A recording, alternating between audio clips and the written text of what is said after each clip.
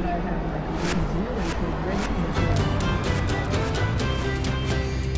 0 Welcome to Media Path. I'm Fritz Coleman. And I'm Louise Palanker. We're an audio and visual media guide to new and old releases from all platforms of entertainment. Then we get to the fun stuff. Our amazing guests. Today, I don't exaggerate when I say this man has probably had the most astonishing career in the entertainment business. He's a director and a producer, a builder of great television spectacles, a wrangler of self-centered show business talent, a creator of entertainment miracles out of whole cloth. He's responsible for groundbreaking television like Rowan and Martin's Laugh-In and Real People. He created the American Comedy Awards, and he can tell you where Cher goes during long breaks in TV rehearsals. He's the amazing George Schlatter, and we'll be with him in just a minute. George has an autobiography called Still Laughin'. It's a hoot of a read and a great piece of television history. He'll be with us momentarily, but right now, George is reducing a television executive to tears. Wheezy, what do you have for us? That's pretty true. Oh, wait, were you going to talk about some of our accolades? Oh, you want me to do that now? I thought so. Okay, I didn't want to get into the bragging right away because it just seems so self-involved. All right, Wheezy, I can't believe this. We're about to celebrate 4 years of Media Path. We're almost to 200 episodes. And we have some fascinating conversations with a slew of guests who truly embody the classic era of the entertainment industry. We'd like to give a shout out to those who take the time to let us know their thoughts. Starting today with Jay Joseph, who left us this review on Apple Podcasts.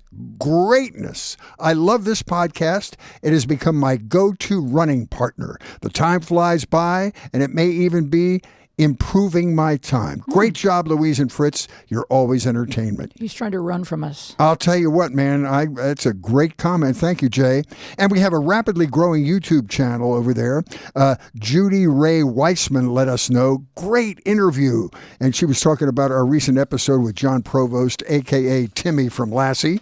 We just had a conversation with truly one of the coolest people on the planet, Penelope Spheris, about which Drums 700 says, well done, guys, and then enjoyed. And back in 2023, we had the pleasure of speaking with Gilbert O'Sullivan on a clip from that episode. Seashell 64 says, Claire is one of the most beautiful songs ever written. We heartily concur. He's so talented. His music has been really influential. Thank you, Media Pathers, for your support and your feedback. We're thinking about doing some special things for the 200 episode. We're not sure. It may involve nudity and snacks. I'm not sure. Let us know how we could honor the occasion if you'd like, and always feel free to share your thoughts with us. You can comment here if you're watching on YouTube, or email us at mediapathpodcast@gmail.com. Lovely folks, Wheezy. Yes, over the weekend, Fritz, I binged Conan O'Brien Must Go.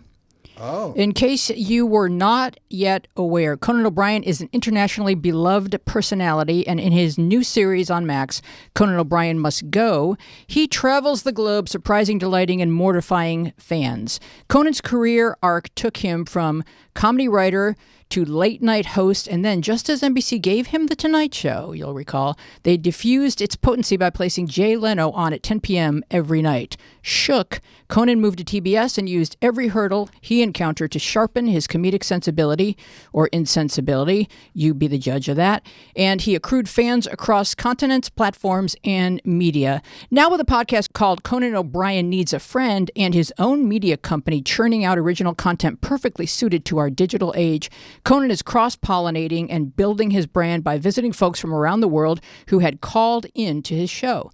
Conan's full commitment to every piece of silly business is what will have you laughing out loud, alone, at the office, on a plane, at church, as babies are sleeping.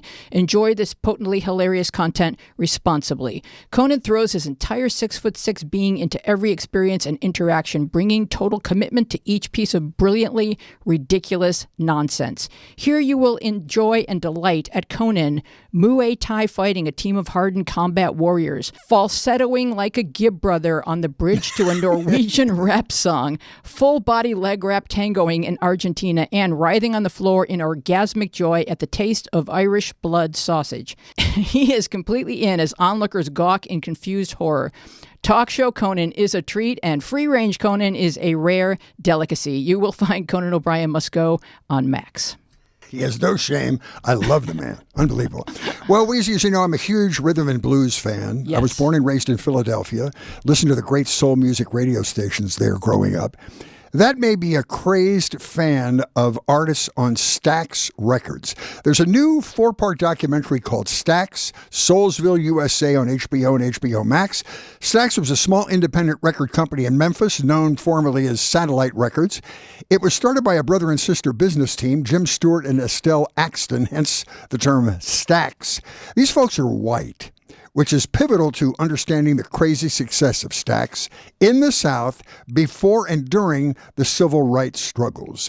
Stax had an integrated staff in the office, and they used integrated musicians. For instance, the Stax house band was Booker T and the MGs. Half the band was guitarist Steve Cropper and Duck Dunn, bassist, both white guys who played on literally all the Stax hits and later played with the Blues Brothers. Episode 1 walks us through how Stax got a toehold in the music industry. Episode 2 shows Stax crossing over to white top 40 stations, thanks to the genius of Otis Redding and others. Otis was killed in a plane crash in 1967, and the racial strife in Memphis really started getting fiery in 1968. So that was a period of time when Stax was forced to change and expand. Episode 3 shows Stax able to save itself and grow with the incredible success of one of their own writers and producers, Isaac Hayes, who won a soundtrack Oscar for the theme from Shaft. Episode 4, Stax expanded and moved to L.A., and that's when the wheels started to come off. Eventually, the company folded. But not before they gave us a catalog of some of the greatest R&B artists of all time. Otis Redding, Booker T and the MGs, Sam and Dave, Eddie Floyd, the Knock on Wood guy, Isaac Hayes, Wilson Pickett, Arthur Conley, and the Staple Singers. In the other era, what they used to call race music, they were second only to Motown. And here's an interesting fact. During breaks in recording, or when artists and musicians returned off the road, they would hang out at one of the only places in town where mixed-race socializing was allowed, and that was the Lorraine Hotel, the site of the assassination of Martin Luther King. Pretty crazy. I love the series. I'm obsessed with it. It's so well done. They fold it out like sort of a riveting drama. It's about people. It's about our history. It's about our cultural awareness of who one another are. When you integrate one spot within a segregated city, you really don't get to know one another. No. And so when everyone goes home to separate neighborhoods, they didn't truly understand each other's lived experiences, and that's something that we all need to continue learning from one another. Yeah, and stuff was burning right outside the front door while they were in there recording integrated music. It was unbelievable. All right, it's time to welcome the great George Schlatter. George is probably one of the most talented and most notorious television directors and producers in the history of the industry. He represented talent. He booked Las Vegas hotels. He created Rowan Martin's Laugh-In, maybe the funniest and most joke-packed comedy show ever on TV. He was one of the creators of Real People, which was the original reality television show. His book is called Still Laughin', A Life in Comedy. I don't know that any other life in comedy has had more impact than George Schlatter. George, welcome. It's so good to have you. Well, I hope I can live up to that. Well, if not, we'll get somebody else in here. Now, listen, I want to tell you something. I'll give you a list of numbers to spell. Nice to see you guys. I love the introduction of what you're doing on future shows. You really are into it. No, that's what we're fun. We love that. George, I'm a friend of Ken Fritz, and you know Kenny. He managed the Smothers Brothers. He was at the celebration for Tommy's life recently, as you were, and he said you were wonderful in your remarks to those attending. He said it was pretty good, like 400 people, and he said it was a spectacular affair. I don't want to go into that, but talk about the great way they introduced Joan Baez. Well, no, but the thing is, with the Smothers Brothers, you got to lean a little on them because they were, at the same time we were doing satirical comedy, they were too. And they got canceled because they wouldn't give CBS the tapes. And I stayed on the air because I gave them the tapes and then I changed it. But I had a great time. I had a great time with the Smothers Brothers. They were brilliant. Yeah. And I'm going to do something with Dickie now. But it was I great. hope so. Yeah, Kenny said you were wonderful. Thank you. I don't know if you're aware of this, but you do have something in common with Colonel Tom Parker. And that is that both of you had an early fascination with the carnival. And Colonel Tom Parker always said that that's what taught him his entertainment chops. And that was kind of similar to your youth, right? Talk about that. Yep, very similar, very similar. And we both leave a lot of dust on the top card. But I mean, that's when showbiz came to town. So that was your learning opportunity, correct? Yeah. And I'm surprised now that there's not more invention. I mean, everything that's being done seems to be another version of what was done before. And part of what you're talking about there was we came in with things that had not been done. And I would like to see more of that. Exactly. Right. Yeah, I think that people they're too reliant on Googling things and finding other pieces of information or other bits to sample, if you will, which is a nice way of saying take, but rather than being innovative. And one of the things about you that I love in your book that, because you are what I would call a confident problem solver, but you were such a enthusiastic problem solver because you kind of knew in your gut that the solution is going to be innovative. So you just always went for it. Well, the problems, you live on problems. Without problems, life is very boring. And what would happen with us and the Smothers Brothers as well was you'd find a problem and you would celebrate it. And I look today for some innovation. I look today for people to break some rules, and it's going to happen because we're going to become bored, and when you get bored, you become more creative, and that's going to happen. Well, there's lots of creativity on TikTok, for example. And last night I actually saw an English teacher. She was maybe like a 4th or 5th grade grammar teacher that was taking Trump's media posts and correcting them. His syntax, his use of language, dangling participles or what you will. It was adorable. So that's innovative. Yeah, and Trump can survive anything but satire. And no, 1,000%. He does not enjoy being teased. So I've known you for a while, but to describe you to people that haven't met you, I thought Lily Tomlin, in the introduction to your book, had the perfect description of this giant of a man known as George Schlatter. She wrote, "He is a happy, big bear of a guy who might as well have thrown his arms around me as soon as I walked in. He approved of every character I did." And I always thought one of your great talents, George, was your ability to pick talent. And Laugh-In was a great example of that. Well, you just look for somebody doing something that's not been done before. Lily Tomlin walked into my office and sat down and did characters. All of these people appeared out of Lily Tomlin. And she said, "Well, which one do you want to do?" I said, "I want to do them all." Mm-hmm. And brilliant comedian. And she didn't just do jokes. She did people. Mm-hmm. And one of the most brilliant performers I ever worked with. We had a lot of them, but Goldie Hawn, Lily Tomlin, Artie Johnson, Ruth Buzzy. We got lucky with a lot of those people. But Lily was very special. Mm-hmm. And one of the things that you said about Lily is really good advice for anyone, which is be ready for when the spotlight shines on you. Get in the trenches, do all the work, and don't consider any performance a waste of your time. You're always learning. You're always cultivating what it is that you have to give to the world. And then when the spotlight shines, for Lily, that spotlight was you. You were manning that spotlight, and she was more than ready.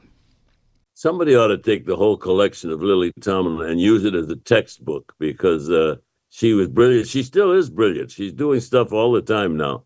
And meeting Lily Tomlin was one of the great pleasures I had in my life. Well, the greatest one-person show I ever saw was the one that Jane, her partner, wrote for her, Signs of Intelligent Life, which was, I saw it at the Beverly Theater, which no longer exists. It was beyond brilliant. It was the smartest hour and 45-minute presentation by one person I'd ever seen. The thing with Lily is Lily can do this, become a different person, mm-hmm. and then turn around and become a totally different person. Mm-hmm. She's brilliant, and she surrounds herself with very few people, but that stimulate that imagination.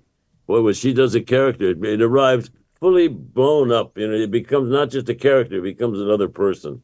I love Lily. She embodies it. So let's take a couple of steps backwards in time before Laugh-In, because you had done some extraordinary work. You worked with Judy Garland, And you write, in your book, you write, everything about Judy was a test. You passed and you learned that you could diffuse celebrity frustration with humor. And that's a lesson you took with you throughout your career, correct?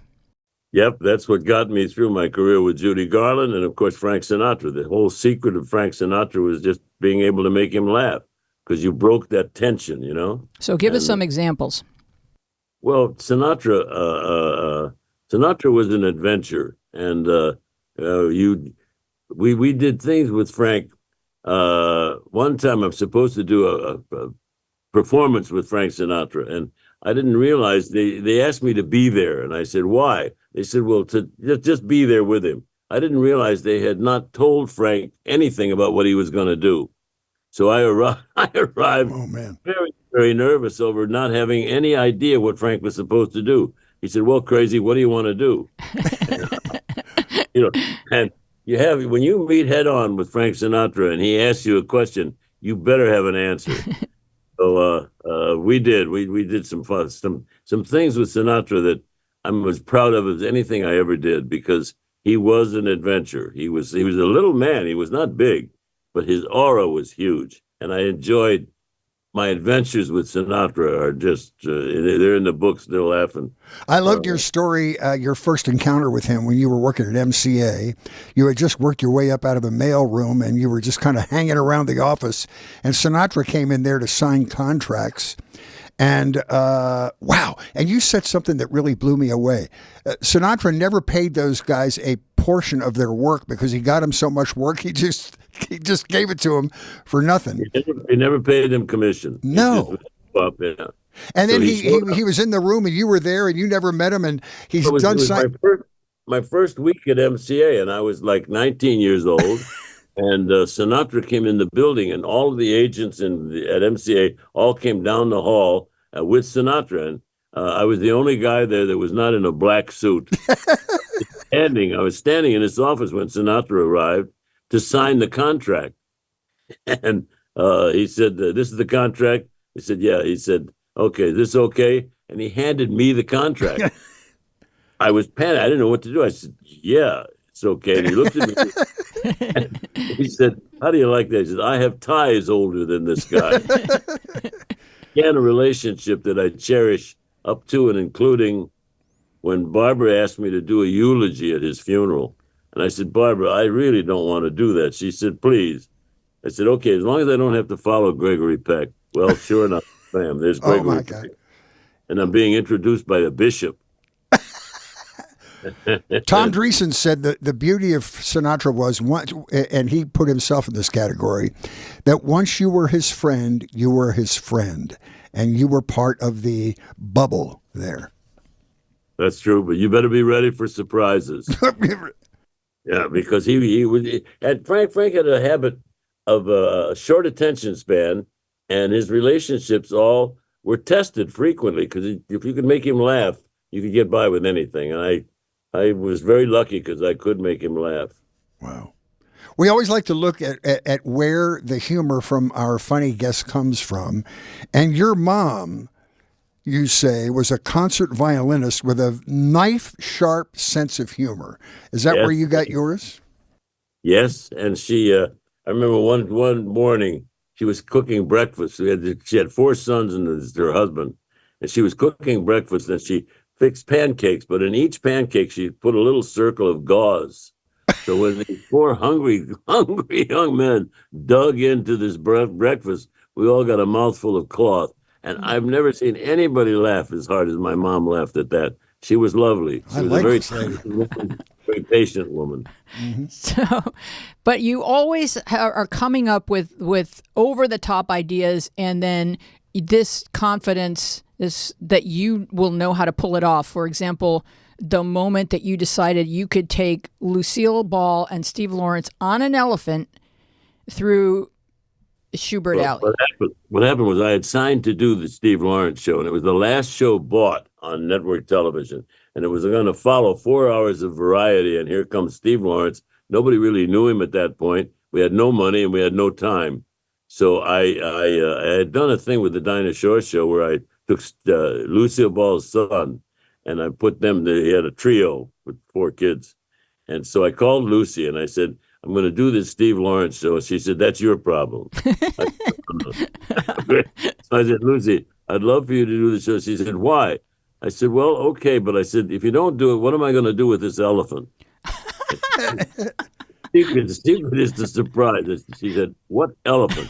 The pink elephant. I want you and Steve Lawrence to ride through Shubert Alley at 11 o'clock on Saturday night singing together. She said, when are you going to do this? We're going to do it Saturday night. Oh, all right. So she showed up to do the show, and it was great. And she came down through Stewart Alley, and we got arrested, and she wouldn't let me go to jail without the elephant. That started a relationship with Lucille Ball that I cherished. She was wonderful. But see, that's the thing is if you can get their attention, you can almost get anybody to do anything, but you've got to get there, and you got to be careful. With Sinatra, you had to have his attention and don't risk it. But he loved people to take risks, and I had fun with him. No, and you kind of know enough about your personality to know that you can throw a hard ball and they're going to catch it. For example, the moment you broke into Over the Rainbow on the set with Judy Garland. Well, yeah, yeah. And she said anything with Judy Garland to make her laugh worked, and she liked fart jokes, didn't she? Oh, she loved fart. You had jokes. One of those fart machine things you What squeeze. would happen is we had a thing we called the handy gas machine, and it was a little bellows, and when you squeezed it, it made that sound. And I found out that Judy was susceptible to that sound. So anytime she really became difficult, she lost it. We owned her once we had the handy gas machine. But then we went on and on and on and did all kinds of crazy things with Judy. And then Liza was the same, the two of them. See, the thing is, the bigger the performer is, the more susceptible they are to unpredictable, to things that will make them laugh. Because everybody treats them with such awe. And you have to, but the awe better have some humor in it. Yeah. So funny. That's a good point. There's a fine line between making them laugh and making them angry, and I think you just had an instinct for it. Mm-hmm. You know people.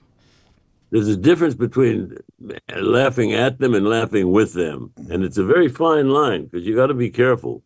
But Sinatra was susceptible, Lucy was susceptible, and then of course Robin Williams showed up, and that was just a real adventure. We're very lucky because we would meet with people that other people were afraid of, and making them laugh was key to it.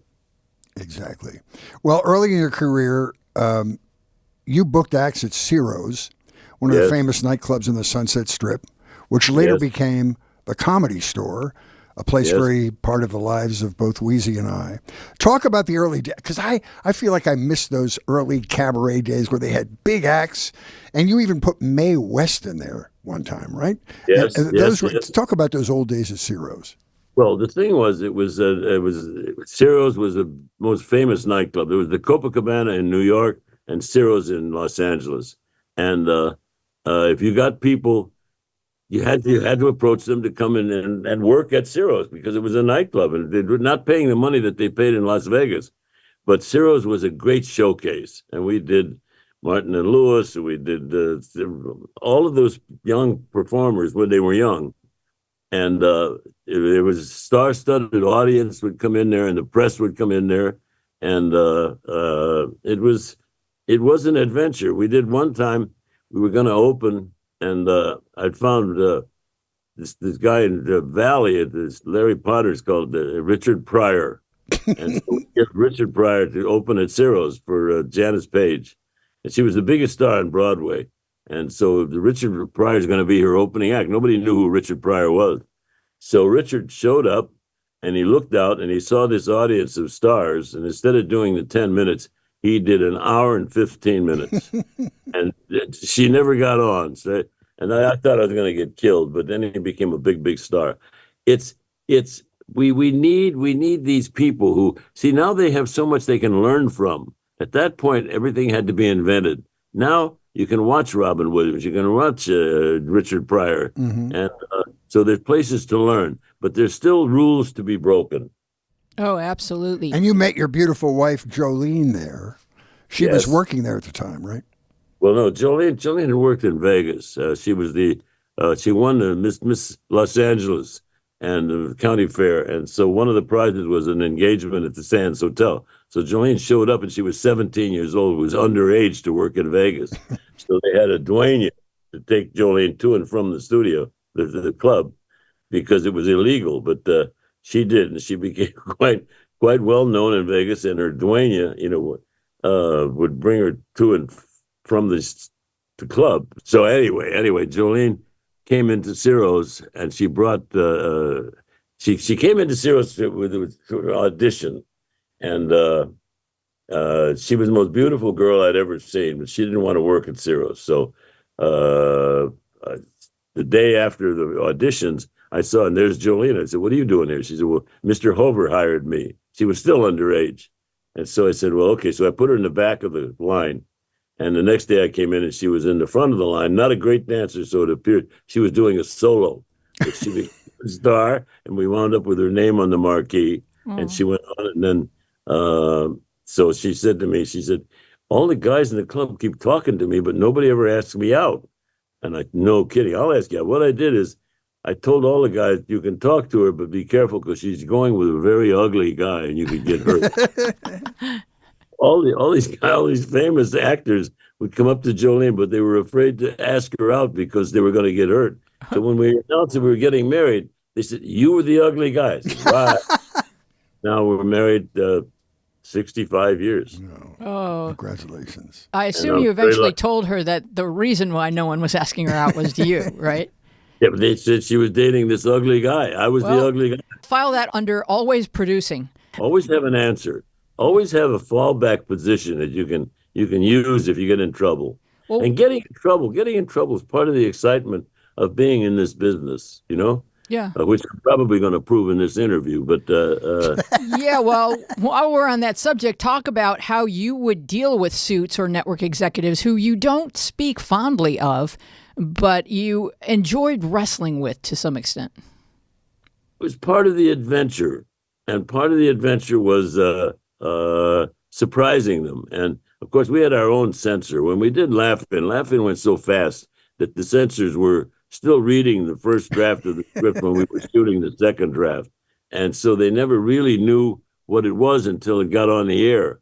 And see, rules are there to be broken. Rules are made by the suits, we used to call them. Mm-hmm. And you got to surprise them. And we had 3 censors. All of them would hang around all the time. And we would take them over for lunch, and we would buy them a lot of booze. So when they got back to the studio, they were stoned. And they could tell me. By the time they told me what I couldn't say, I'd already said something else that I shouldn't say. And they'd laugh. And so Laugh-In became a series of accidents. And the brevity of Laugh-In was part of our survival, because it went so fast. By the time they said we couldn't do this joke, we were on to the next joke that we couldn't do. Yeah, and you distract them. And you can distract even the audience at home through humor, because they could be outraged at what they thought they heard, and then the next joke is coming, and they're listening, and now they're laughing, and they forgot what it was because it was so. It was on at 8:00, and children watched it and saw bright colors and funny people and trapdoors and water splash. And then older people just saw a group of very young, appealing people. In between, we had the malcontents, the irreverent, impudent, outrageous humorists commenting on social structure, and we need that now. I'm worried that I see monologues and I see a lot of dark colors, but I don't see bright colors and trapdoors and things happening so fast, because our attention span has shrunk, which I'm abusing now, I understand. But no, you're not. No, but a good example of getting something past the censors was that bet you took from Jack Lemmon. And I don't remember what the phrase was exactly, but he bet you that you couldn't get something very naughty. You had to create the right... Jack Lemmon, we wanted him to do the show, and he said, why would I do that show? So we gave him stuff to say. He said, well, you can't get that on the air. I said, if I get it on the air, will you do the show? So he did. Jack Lemmon became a regular on the show. And see, when you watch television now, what do you look forward to? There's very little there that surprises you, that delights you. So we had bright colors, and we're now doing a collection of laughing. My daughter Maria is putting together 14-part retrospective of my long and shabby career, and you see it's all dotted with surprises. Well, I mean, the format of Laugh-In was new, and you could look back to your early love of burlesque and vaudeville to sort of learn some of the little notes that you put in your show. You wanted to laugh in. Monday night at 8:00, it was opposite Lucille Ball and Gunsmoke. So NBC was getting no rating at all. And so they had nothing to put in. I said, well, I'll give you a show. And I said, I'll come in. And they said, fine. I said, it'll cost nothing. And so we put the show on the air. And by the time we'd done 3 shows, and the network realized that we were saying things that couldn't be said with people that shouldn't be seen.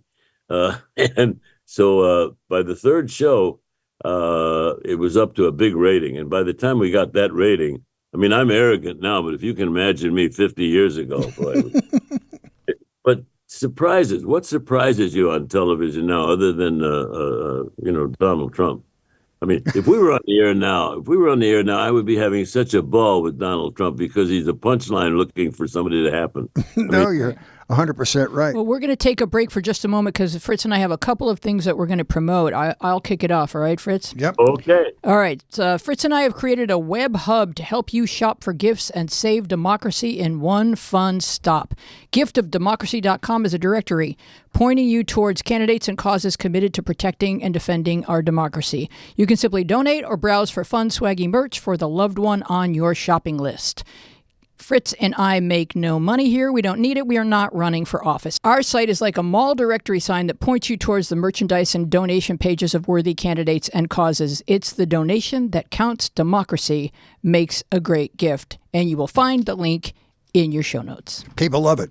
I want to talk about my continuing residency at the El Portal Theater in North Hollywood. I like to say it's the cultural hub of Lankershim Boulevard. Oh, no, for sure. In North Hollywood. Yeah. So I've just been extended, Wheezy, to do my shows once a month through November. Wow. And I'm so excited. The next one will be June 23rd, 3 in the afternoon, because my particular demographic likes to be home by dark. Mm-hmm. We would love you to come. There are no politics. The title of the show is Unassisted Living, and it's me ruminating about the joy, the euphoria of getting old. You'll have a great time. So go to elportaltheater.com or fritzcolemancomedy.com for further information. So, George, would you like to play a game we call People You've Worked With Roulette? And here's how the game works. The last few pages of your book. I love your show, by the way. I love your show, by the way. You guys are terrific. Thank you, Thank George. you. So the last, I would say, like 20, 27 pages of your book are just full of just names of folks you've worked with. It's a crazy glossary. So Fritz and I are going to go back and forth shouting out a name, and then you can tell us a story or a memory about that person. And I'll try to remember. Because, at my age, I forget a lot of stuff. I'm going to start with Harry Belafonte. Well, Belafonte he was a folk singer, actually. He was singing jazz. And they took him to hear all of these folk songs. And we went to him, and we brought him on to a nightclub, and he was not the guy that you saw, the calypso. That was all learned, and I had great fun with Belafonte, and he laughed. And his daughter laughed. Belafonte and I became very, very good friends, and when I did the Bill Cosby series, we had Harry Belafonte and Sidney Poitier were our guest stars. Wow. Belafonte. Again, the secret with Belafonte is if you could make him laugh. Mm-hmm. Yeah. He was a great social activist, too. I had a lot of respect for everything he did. Yeah. Oh, he was very active and very passionate about it, And Go ahead, Wheezy. You got a whole list over there. Oh, I have a list, yeah. Carol Burnett. Carol Burnett was the delight. I mean, she was on television. She was she became all of these different characters, a delightful person, a talented person, and nobody ever did anything as famous as when Carol Burnett walked down the stairs with that curtain and she put out the window. One of the most famous things ever. But she took chances, and she would Tim Conway. She would bring Tim Conway on the show, and they would rehearse the sketch, and then they would do one for Tim, and he did that sketch his way. And Carol Burnett, one of the wonderful things about Carol Burnett was she took chances. She enjoyed chances, and enormously talented girl. And but part of what made Carol work was her courage in doing things that were not acceptable or not common. I think you two you hold that trait in common. Yeah. Carol Burnett today still goes out and she would get a crowd if she just walked through the room, you know? Oh, yeah. I love her. Garth Brooks. Garth Brooks? Yeah. I don't know too much about Garth Brooks. I know we worked together, but he wasn't too funny. He's not known for his comedic sensibilities. How about, let's go with, I'm just picking some names that folks would not have known that you may have crossed paths with. Bruce Springsteen. Again, not a funny person. But intense. But the beauty of some of those guys, Belafonte, Bruce Springsteen, all of those guys, the beauty is that you don't expect them to be funny. So when they do something funny, whoa, what a surprise that is. Yeah. He was Bruce Springsteen was on Curb Your Enthusiasm for a couple episodes this year, and he was hysterical. A little deadpan. I think somebody gave him the lines, but he delivered them very believably. Oh, yeah. It doesn't matter where the lines come from. It matters that you have the courage to deliver them. Yeah. Comedy takes a lot of guts. You've got to be willing to resist and to survive the silence of doing a joke when nobody laughs. I hear you. Yeah. That's painful. Okay, here's our last entry. And this is one of the most beloved humans. Who's that? Dick Van Dyke. Dick Van Dyke. I saw Dick Van Dyke when he was in New York, and he was doing the Broadway show. And we brought him out, and we did his first guest appearance. Delightful performer, wonderful person, and a good friend. I love Dick Van Dyke. Still cranking, too. Still working around We also town. used his brother, Jerry Van Dyke. Yeah. Oh, he was great. I want to ask some questions where you were groundbreaking, George. Mm-hmm. With the rampant racism in the 60s, you helped Sammy Davis Jr. out. Talk about that. Well, Sammy was uneducated and grew up in the ghetto. And he worked with the Will Maston Trio. So it was the Will Maston Trio, then it became the Will Maston Trio with Sammy Davis, then starring Sammy Davis, and then it was Sammy. Sammy was enormously talented and obsessed with the sound of the applause. And we did things with Sammy Davis that nobody had ever seen before. So Sammy is a large part of my most wonderful, warm, happy successes. And Sammy, he came on, and boy, oh boy, was he the most talented person I think maybe in show business was Sammy, and I had fun with him. Talk about buying him a house. Oh, yeah. Well, what happened was Ciro's was on the Sunset Strip, and Sammy wanted to buy a house that had belonged to Judy Garland. It was up the hill behind Ciro's, but you couldn't sell a house to a black person at that point. It doesn't sound possible today, but it was then. And Sammy saw this house he wanted to buy. And the only way we could buy the house is I bought the house. Well, I was making $250 a week, and we were going to buy this mansion up in the Hollywood Hills. So we bought it in my name, and so I bought it. The only way you could buy the house is if he sold it to a white person, could not sell to a black person. So I bought the house in Sammy's name, and of course, and then the problem was the house was right up the hill from Ciro's. So I was managing Ciro's, and what happened is, we'd do the first show, and Sammy would invite everybody in the club to come up to visit his house. So my audience would leave Ciro's and go up to see Sammy's house. I had such fun with Sammy. Boy, what enormously talented. He did everything. Sang, danced, played instruments, and he died too early. He did, and the tribute that you produced for Sammy, I was in radio at that time, and I got to the press room early. I got myself a seat in the front row because Sammy meant a lot to me when I was a kid. I read Yes, I Can. I grew up in a white suburb, and I just wasn't exposed to a lot of diversity. But Yes, I Can was like really instrumental in my young childish education. And so I wanted to see Sammy. I think we all knew that he wasn't going to be with us too much longer. So I got myself in the front row, and when he came into the press room, he was standing right in front of me, and I said to myself, just snapshot this moment because it's extremely special. And so thank you for that. I had tried to sell a special with Sammy Davis, and I couldn't sell it because Sammy was not a huge star at that point, and selling a special was not easy. But I sold this special and came back from the sales thing. I was thrilled, right? And they announced that Sammy had just discovered that he had throat cancer. So his agent called me and said, George, you have a problem. I don't know if Sammy can do this show because he's had throat cancer. So I went to see Sammy, and I said, Sam, look, here's the problem. I sold this show. We're going to do this show because when we announced we're going to do a Sammy Davis special, everybody in the world wanted to be on it. Mm-hmm. And so I said, Sam, you're going to have to be there. He said, oh, don't worry. He says, I'll be there. I said, okay, now don't ask me to make an announcement. So Sammy was doing the show. And in the show, we did Greg Hines, who was one of the greatest tap dancers of all. Phenomenal. So Greg Hines, I said, now when you do your dance, we have put these shoes, Sammy's shoes, red shoes, underneath his chair. So after you dance, give him the shoes. He said, I can't do that. Sammy said he doesn't want to go on. I said, don't make me hurt you. Give him those shoes.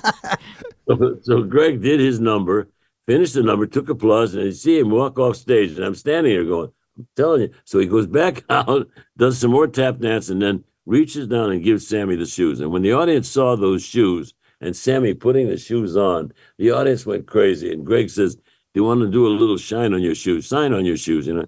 And Sammy said to him in a voice he could barely hear, he said, make it easy on yourself. Dying of throat cancer and getting up to dance with Greg Hines. And they did a challenge dance. You ought to run that clip. They did a challenge dance, and one did a thing, and then the other one did a thing, and each getting more and more difficult steps till finally Sammy did an unbelievable combination. And Greg started to dance and just said, forget it, and threw it knees and kissed Sammy's shoes. Oh. Sammy was one of the most talented performers ever. And when his roots were, you know, he grew up very poor, uneducated, but he managed to educate himself and became a superstar and did more benefits. The Will Maston Trio was great. They're in all these old movies, and he was like 1.5 feet tall. Oh, and watching those, he was unbelievable. Yeah. Well, he was a delight and one of my dear friends. And he died too soon. And he died.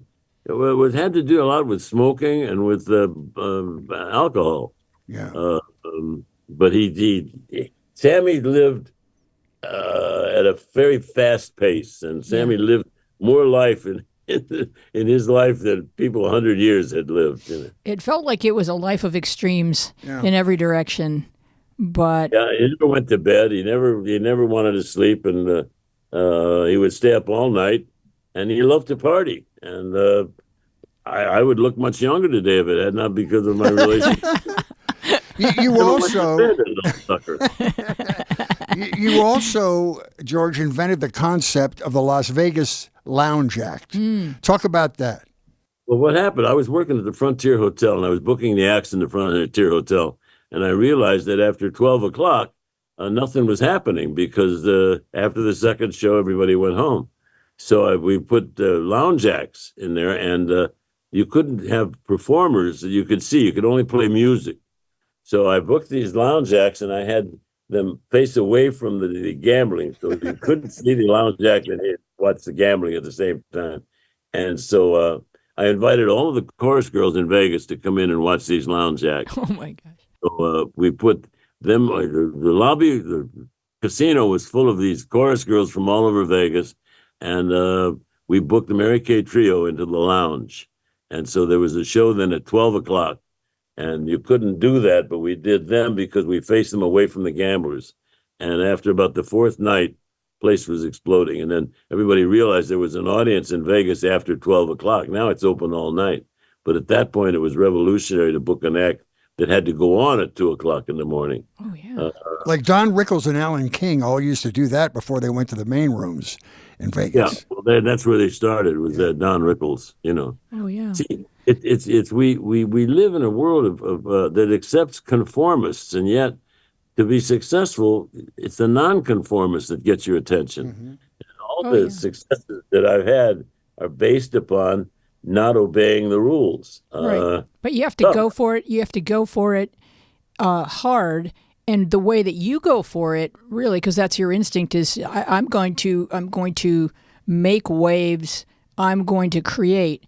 It's scary, but you are genetically predisposed to do this, and not everybody is. A lot of people want to be the next so and so, and give me another one of these. And you're like, no, I have to invent. I'm a creator. Let me create. And one way that you do that is by respecting the performer.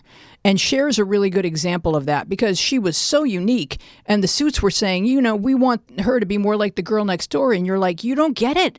There's only one Cher, and And she came in, and we invited Cher to come on the show. It wasn't Sonny and Cher, so we invited just Cher. And so we read the show, and nobody realized that I was going to do laughing, and it was all jokes. So when he got through, Sonny said, "Where's Cher's song?" And I realized that we explained to everybody there was going to be no music, right? So I called Billy Bynes and said, "Billy, where's Cher's song?" And he looked at me like I'd slapped him. He said, "We just gone through a month explaining we were not going to do any straight musical numbers." So I said, "Cher's song, the Mountie number." Never mind, I don't know where I got it. See, panic. When panic strikes, you go for desperate. So I said, "The Mountie." He said, "The Mountie number." I said, "Come on with me." I said, the Mountie. I said, "Cher's the Mountie." I said, "Tim Conway's a Mountie, Cher's an Indian, and we do this Oh my Mountie God. number." So That's thinking on your came feet. back in 10 minutes with the number, and Cher did it, and she loved it. Cher is one of the most talented women that I've worked with, because she's an event, yeah. and I Well, love she her. was headstrong. You would give her suggestions on how she could improve herself during the off season. No, the networks would. They would say, Yeah. like, oh, how about if she wears more clothes or doesn't lick her lips as often? The notes were crazy. But George wanted her to take singing lessons, right, Oh, George? that's true. He did, and all yeah. that stuff. I said after the first year, I said, "Cher, if you just take a singing lesson, you can get 3 or 4 new notes, and you take dance lessons, you can learn dance routines, and then I'll teach the rest of this." And so she showed up, and that night she met her husband in the parking lot, and they danced till 3 o'clock in the morning. I mean, it was the last meeting I had with Cher till we showed up to do the show. And Cher is a very, very unique personality who is managed to. She's not the most talented woman, not the most beautiful woman, but she is exciting, and she's awfully good looking. She's an event. That's all. And when you find somebody like that, celebrate it. Don't correct it. Don't try to fix it. Don't try to improve it. Just to present it and celebrate it. And that's what we did with Cher. Tell the story that one of the funniest stories in your book is what she did on a break during rehearsal when she left the building. And Well, what would happen is we had this number for Cher, and it was like a big waterfall and all kinds of things happening and explosions. And so she had to walk through this cascade of waterfall. And so we rehearsed the number, and so we're going to go for a take, and she doesn't come out. I said, "Cher, where's Cher?" Well, she didn't hear the cue, so she didn't come out. So we got now more dry ice, more waterfall. So the next time she comes out, she came out and missed her mark. And Cher, where's Cher? Well, okay, so now come on. Now we're running out of dry ice, we're running out of water, and we're running out of time. And more take. And Cher didn't come out at all. And I said, "Where is Cher?" They said, "She went to look at a house." oh man, But I learned the woman is an event, and she didn't conform to my rules or anybody's rules, but she became an enormous star. I love her, and she's an adventure. Yeah. See, you've got to find those people who don't fit any mold and celebrate them, and that's what showbiz is about. you talk about there's nobody taking chances, and that's the only way you sort of advance the art form, taking chances. But I think network executives are so chicken these days that they're making all these protective decisions, and it's so competitive, and everybody's afraid to take chances, George. There's only a few of those jobs, and they don't fail. They don't succeed by accident. You take chances, and if you take a chance, you can get fired, you can disappear altogether, but you also can succeed. And when you realize the chance, Don Rickles, how did Don Rickles become a star? We took him in to see Frank Sinatra. When he started doing jokes about Sinatra, the audience froze, but Frank laughed, and that was the key to Don Rickles. And we've got to find people that do the unusual and celebrate them. Don't inhibit them. Don't penalize them. Celebrate them, and that's what success is built on. I've said about Don Rickles just what I say about Laugh-In. And a testimonial to their iconic nature is nobody's ever copied them. Nobody ever copied Rickles, and nobody's ever copied Laugh-In. You said it yourself. This is a target-rich environment now with Trump and all these people. If somebody would do that show now, it would be off the charts. It's just crazy. Doing the show is difficult, but selling the show, that's the problem. You've got to find somebody with enough guts. Well, Laugh-In was born out of a time when nothing was happening. NBC had no rating, and they had Monday at 8 o'clock Monday night was a disaster for NBC. So they bought this show with all unknown performers doing unknown forms of comedy, and they bought it out of desperation because it cost nothing. The people on the show were getting paid nothing, and so we put the show on the air, and they weren't even going to air it. They said, well, this isn't a television show. So we ran it for a bunch of kids, and I said, they laughed. So they said, anyhow, we put it on the air, and by the third night, the third week, and the audience started looking and saying, wait a minute, there's something happening here. That's what you hope for. You hope for surprise, and that's born out of the surprise is born out of taking chances, out of surprising the audience, doing things they don't expect, and that's where success comes from. That's where mine heads come from. Right, but you also always knew how to roll with it, and you had all these personalities. Then you had Dan Rowan and Dick Martin, who were not a good mix for each other. They were not a good mix for the cast. They were not a good mix for you, and you had to juggle all those personalities. And talk, if you would, for a moment about the night where Dick, I guess, walked off, and you were at NBC. Our problem in selling the show is Timex. Jim Ellis at Timex was a great man.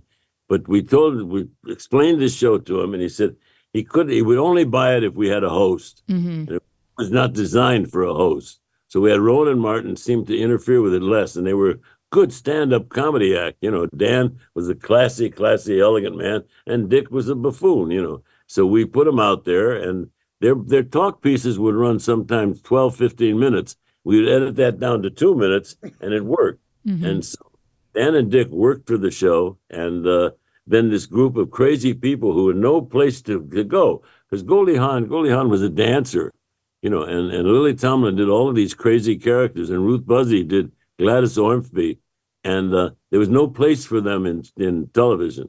Well, we found a place for them, and by the third week, the audience found them. My career, my philosophy is based upon taking chances, and that will attract an audience. And when you do that you can fail. And I failed. I had the shortest series in the history of television. I had an hour series that was canceled after 20 minutes. That story is crazy. I mean, I was mortified reading about it, but I don't know if you want to tell the story. Turn On is the shortest series in the history of television, and it was canceled after 20 minutes. And they found a tape of Turn On, and some kids found it, and it got on the air, and people said, well, what was the problem? Because it's funny today, and that was many, many years ago. Take chances. Other chances you took. I think you were the first show on television, Laugh-In was, that ever used outtakes in the end, which were sometimes the most hysterical part of the show. What would happen is we would deliberately confuse. I mean, Goldie came on, and she was a dancer, but an adorable dancer. But we put her on the show because, I mean, she was pretty and she was a dancer. So we put her on. We gave her an introduction to do. And she screwed it up so bad. And by the time I got to the camera to say, do it again, we did another take with Goldie, and she screwed that up. So she said, oh, I'm sorry. And I said, that'll be fine. So I said, she said, no, I'll do it again. I said, no, Goldie, that'll be fine. And we aired the screwed up version, and the audience absolutely fell in love with her. Yeah. She's one of the brightest people in show business, but she was easily confused. And to focus on that and to celebrate her confusion, she was a baby. She was very, very young and easily confused. And when she broke up, the world laughed. But see, That was you knew that you spotted. Okay, the gold in Goldie is that she is adorable, and her being human is adorable. Like you always had an eye for like this is. Let's leave this in, like a sculptor. What do you leave in the show? What do you take out of the show? That's genius. we should celebrate the accidents, and that's what happened. And Dick's confusion made them absolutely charming. Well, Goldie, then Lily came in with these unbelievable characters. She became these different people. Ernestine, the telephone operator, and she'd been in the business. She was going to leave and go back to New York because it wasn't going very well. And she came in the office and sat down in this big chair. And as she sat and talked to me, these characters were born. So we put them on, put her out doing Ernestine, the telephone operator, and we put that on the air. And 2 days later, she's walking down the hall. And everybody at NBC said, "Oh, you're the new girl on Laughing." We realized we had a star because Lily became all of these different people. And you got to open the window and let these people in. Mm-hmm. When they get out, let them out, and they become celebrated people that we live vicariously through them. And you were, I think, the first and only show in the history of television that did body credits. Yeah. How did that happen? Well, Goldie was just adorable, and so we needed, because of the brevity of Laughing, we needed something that would be explained just with the flash cut. So we took Goldie and we painted words on her, and there was a problem with what was the words. When we solved that problem, then where were the words going to appear? That became another problem. But we would cut to Goldie in this bikini dancing, and there would be words just pop on. And the network was very, very nervous about Goldie and the words on her and where they were. And then it was what they were and then for how long. Again, the suits. We drove the suits crazy. We put 3 censors in the home. But it was like Goldie, Lily, Judy Carn, Ruth Buzzy, Joanne Worley. All of those were very special people that didn't have a home in television because there was no place at that point for that kind of performer. No, it's ahead of Saturday Night Live, and you had all the catchphrases, and all the kids on my school bus were saying all of them. And I may not have known exactly what they were referring to because maybe I hadn't seen the show yet. I was too young. I thought it was all sexual and naughty. But you had more catchphrases in one show, and it was a phenomenon. Saka to me. Yeah. It was sad. Lorne Michaels was one of the writers that came in on Laugh-In, and they wanted to do a show that was not Laugh-In. The only way they got Saturday Night Live on the air was to do a show that would not be Laugh-In. So it wasn't another Laugh-In. But again, we've got to be mesmerized, be attracted, be obsessed with the unpredictable, the unusual, and then you can have a good time. Like you guys are you're not doing another anything.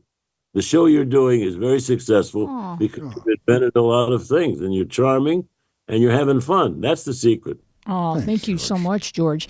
Before we go, we do need to talk about Real People because I was not aware of all the achievements in Real People. You broke so many stories, and you were able to tell those stories very deliberately so that people understood.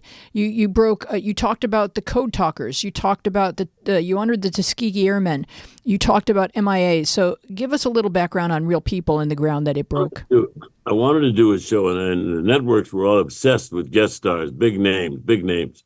And we realized that there were people out there that were very interesting that were not big names. And so we started booking these unusual characters and sent Sarah Purcell, who was a charming, charming woman who'd been a newswoman.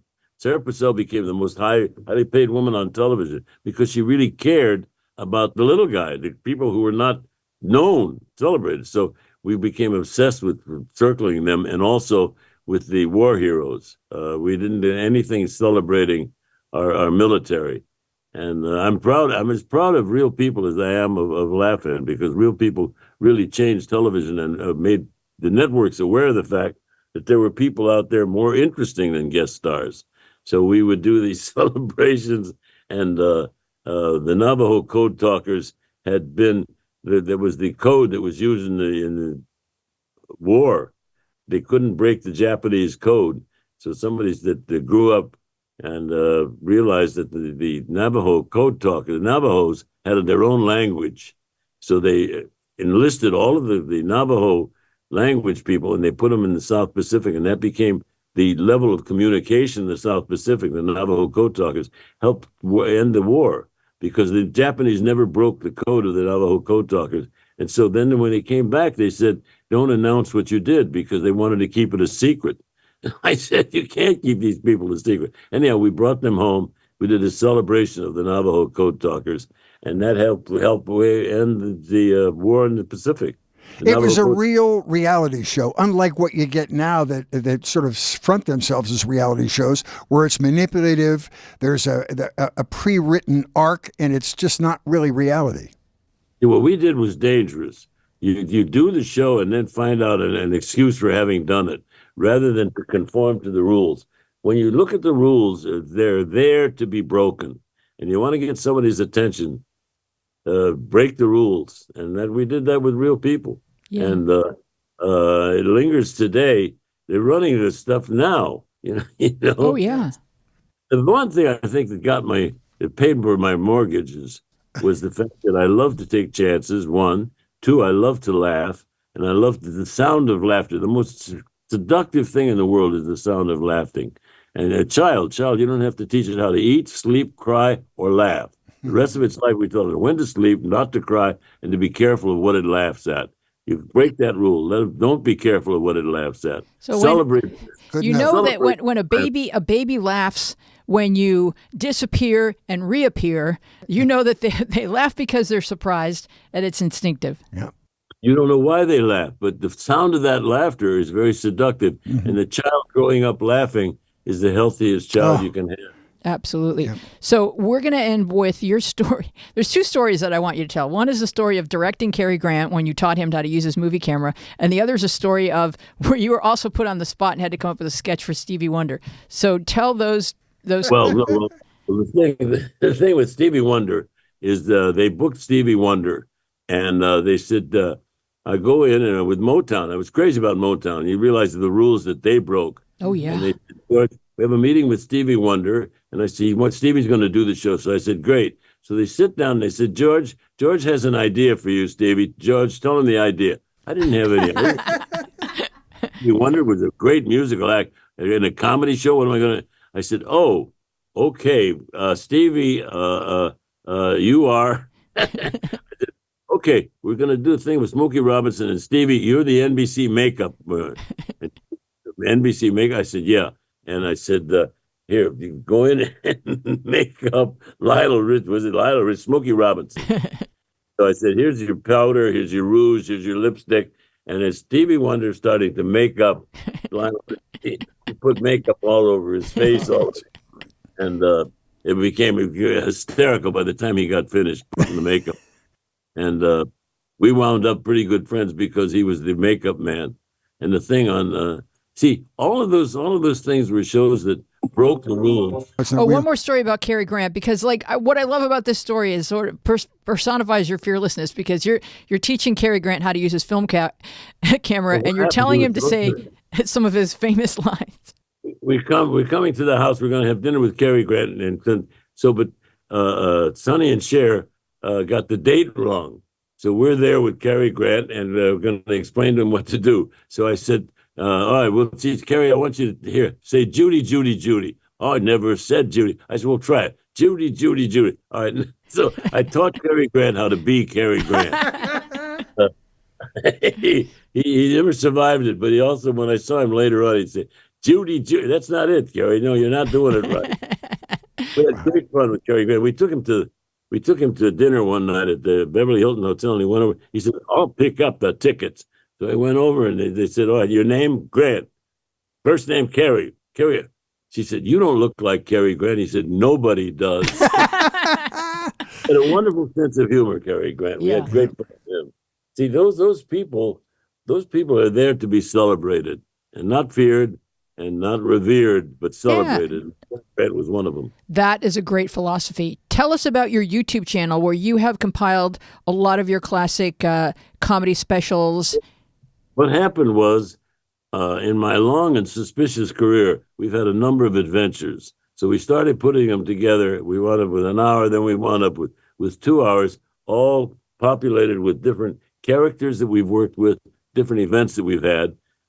And we're putting it all together into, now normally you'd sell the show and get the money from the network and then produce the show. I said, no, we're going to produce it first. I'll pay for everything, and then we put that on the air. So that's where we're at that point now, where we have 2 full hours of these events and these people and these personalities, and we're going to sell it when I get it finished. Awesome. It's risky to do it that way, and you wind up having spent a lot of money and a lot of time just on spec.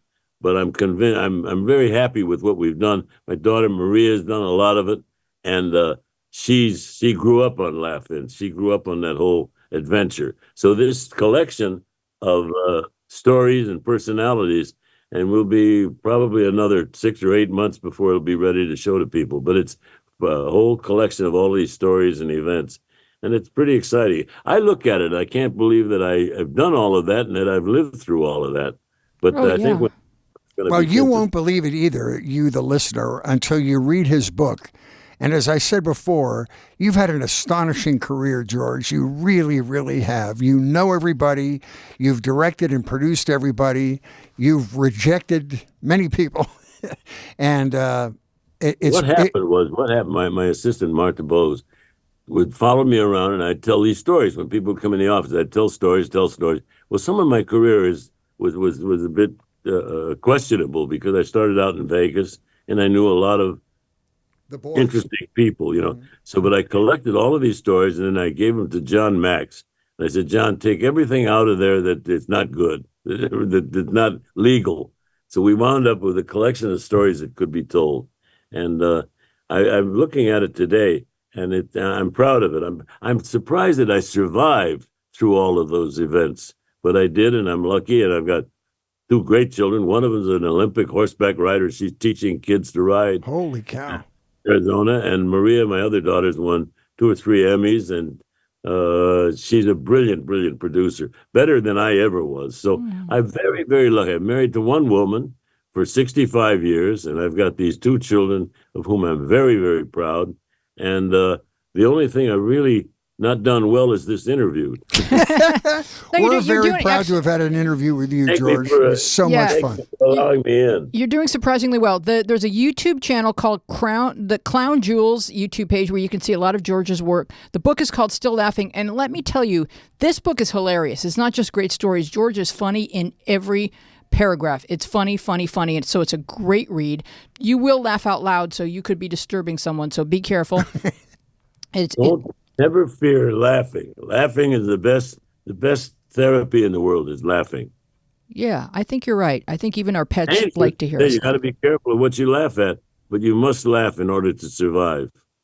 That's how I got here. How come you're devoting an hour of your valuable time to stories about these ne'er-do-well dropouts? Because you made us laugh, and you have produced so much iconic television, and it's honestly, it's even more than funny. Although the whole book is hysterical, it's like a history of television. Yeah, and it's also meaningful too because it's sociologically and historically of great impact. So it's like a lot of your work sort of represented the era from which it came, and so it's. And you get to be 95 years. So when you get to be 95 years, you got to expect to have lived through a lot of adventures, and most of them are in the book. There's some adventures that are not in the book because they weren't legal, but maybe we'll come out with the second edition. That would be great. I couldn't tell in the first book. Yeah, we'll wait for a few more people to die, and you'll write a sequel. Then I can do it, but they've got to go first. They're relative to, but it's been a fun life. It's been an adventure. Whole thing, an adventure. My children, my wife, my career, my friends, my family. I've been very, very lucky. Well, I think it's because you understand what matters and you honor it. It was so much fun to read about. I've been doing this interview a lot. You people I enjoy your show, by the way. Oh, thank you. You've taken a lot of chances, and it works. All right. Well, here comes your closing credits, and we thank you so much, George. Thanks for coming along down the media path. Let's continue this conversation on Instagram and Twitter, where we are at Media Path Pod, and on Facebook, where our show page is Media Path Podcast, and our Facebook group is Media Path with Fritz and Wheezy Podcast Community. We are also a video podcast on YouTube with so much additional content. Watch us and subscribe at MediaPath Podcast. Write to us at MediaPathPodcast.com. Kindly give us a nice rating wherever you get your podcasts and share our social media posts. And our website is MediaPathPodcast.com. Head over there to catch up on episodes and our spicy newsletter. It's loaded with photos, quizzes, and backstage gossip. We want to thank our wonderful guest, George Schlatter. Our team includes Dina Friedman, John Maddox, Bill Filipiak, Mason Brown, Raf Rusak. Did I say that right? Raf Rusak, Garrett Arch, Jordan Reyes, and you. Our theme music is by me and John Maddox. I am Louise Palanker here with Fritz Coleman. Be well and wise, and we will see you along the media path.